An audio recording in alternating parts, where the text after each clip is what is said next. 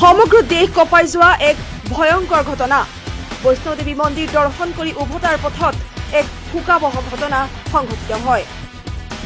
মন্দিৰ দৰ্শন কৰি অহাৰ সময়ত ভক্তৰ সৈতে অঘটন। 5জনীয়া পৰিয়ালৰ সৈতে মৰ্মান্তিক ঘটনা। দুপৰ নিশা দাও দাওকৈ জ্বলি উঠিল এখন চলন্ত বাহন। জীৱন্তে অগ্নিদগ্ধ টোপনিত লালকাল দি থকা 5জনীয়া পৰিয়ালৰ। নিহতসকলৰ ভিতৰত আছিল 3গৰাকী পুৰুষ, 1গৰাকী মহিলা আৰু এটি শিশু।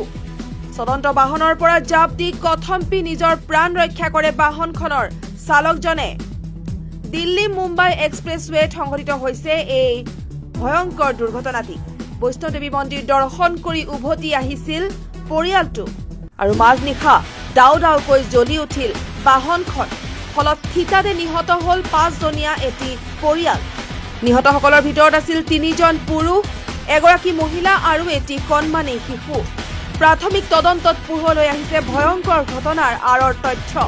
চলন্ত অৱস্থাত CNG গেছ লিক হোৱাৰ ফলত সূত্ৰপাত হয় এই অগ্নিকাণ্ডৰ। ফলত জ্বলি উঠে বাহনখন আৰু থিতাতে প্ৰাণ হেৰুৱাব লগা হয় 5জনীয়া পৰিয়ালটি।